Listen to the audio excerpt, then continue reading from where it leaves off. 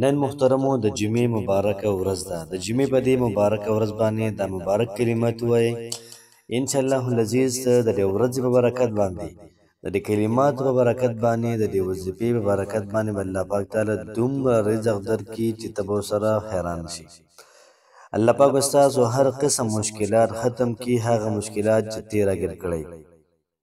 الله پاک به ستاسو هغه حاجتونه پوره کړي چې کوم حاجتونو ته ستا سترګې دي چېرې زما دا حاجت دې پوره شي، زما دا حاجت دې پوره شي، دا حاجت پوره شي، دغه رنګې زما دا مشکل دې حل شي، زما دا مشکل دې حل شي، زما دا مشکل دې حل شي. انشاءالله العزیز د دنیا او د آخرت د تمامو کامیابو دپاره همدا وظیفه نن د جمعې په ورځ صرف 314 پیرو کوي. تماشه کوئ چې الله پاک ستاسو ژوند دا څنګه بدلوي. محترم مسلمانانو ورونو، تاسو ذکر کوئ او ذکر سره الله پاک د انسان نه خوشحالیږي. ذکر سره الله پاک انسان ته جنتونه ورکوي. ذکر سره الله پاک انسان ژوندی ساتي، او کم سړی ذکر نه کوي د هغه مثال د مړي. بسم الله الرحمن الرحیم. شروع کوم د ډیر زیات بخونکي او د ډیر زیات مهربان رب په نوم باندې. زه ګواهي ورکوم د دې خبرې چې د الله پاک علاوه د عبادت لایق بل څوک نشته. نبی کریم صلی الله علیه و آله وسلم د الله پاک بنده او د الله پاک رسول دی.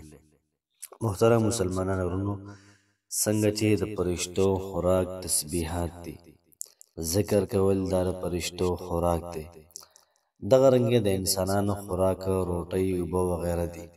خو چې په کومو کلماتو باندې یا په کومو الفاظو باندې دا روټۍ وغیره راځي، هغه کلمات زه نن تاسو سره محترمو دا شیر کوم. کم زمونږ ورونه، کمې زمونږ خویندې دا کلمات وایي، انشاءالله العزیز پوره ژوند کې به په دوی باندې تنګسیا د رزق نه راځي.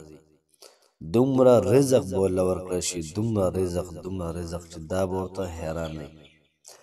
الله پاک د خیر مالکم دی، الله پاک د شر مالکم دی. چې ګورې الله پاک زما بنده زما نه سراسر خیر غواړي، بیا الله پاک سراسر خیر ورکوي.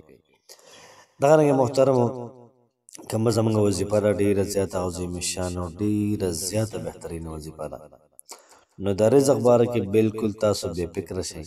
رزق به الله پاک بې پناه درکوي، حاجت به الله پاک بې پناه پوره کوي. دغه رنګه څومره مشکلات دي، دغه مشکلات به الله پاک محترمو دا ختموي.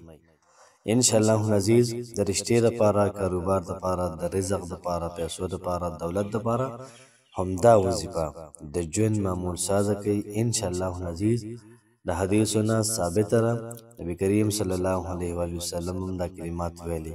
نو تاسو نه کلمات شروع کړئ، انشاءالله ډېره زیاته فایده به کوي. د جمعې ورځ هم ده، او بل دا چې کوشش وکړئ د جمعې په ورځ باندې جومات ته وختي لاړ شئ. څوک وایي چې یاره زه به د جمعې په ورځ باندې جومات ته وختي ځم، کمنټ کې انشاءالله ولیکئ. څومره زنانه دي هغوی ته پکار دی چې کله د جمعې بیان دا شروع کېږي چې هغې نه مخکې ځان تیارې کړي او بیان کېږي. نو کور کې داسې ځای کې دې کښېني چې هلته کې بیان اورېدلی کېږي. دغه رنګې ماشومان دي چې کله بیان شروع شي، کوشش کوئ چې د کور نه روباسي، یا سړي دي کوشش کوئ چې د جومات لاره ورته دا ښایي چې دوی کوم لمونځ کوي د جمعې، نو ستاسو هم پکې ورسره ثواب دا لازمي وي. نو راځئ چې ځو د وظیفې طرف ته. د وظیفې کوم طریقه کار دی، کوم ترتیب دی، هغه داسې دی. تاسو به 140 پېرې درود شریف ووایئ. اللهم صل على محمد وعلى آل محمد كما صليت على إبراهيم تر آخره پورې. او دغه رنګې بیا به د هغې نه بعد د کلمات ووایئ. ما شاء الله لا حول ولا قوة وأشهد أن الله على كل شيء قدير. ما شاء الله لا حول ولا قوة إلا بالله. أشهد أن الله على كل شيء قدير. أن الله على كل شيء قدير. ډېره زیاته ناشنا او ډېره زیاته بهترین ترجمه ده.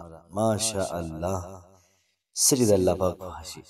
لا حول ولا قوة الا بالله. زما خو هېڅ توفیق نشته، زما خو هېڅ طاقت نشته، کوم طاقت دی د الله پاک دی. اشهد زه ګواهي کوم ان الله على كل شيء قدير. الله پاک په هر څه باندې قادر دی. څه په رشتې کولو باندې الله پاک قادر دی، ته له پیسو درکولو باندې الله پاک قادر دی، دغه رنګې تمام مشکلاتو حل کېدو باندې هم الله پاک قادر دی، تمامو حاجتونو پوره کېدو باندې هم الله پاک قادر دی. دومره ناشنا وظیفه، دومره ناشنا چې سړي څومره مسایل دي، څومره مصایب دي، څومره حاجتونه دي، ټول پکې محترمو دا راځي.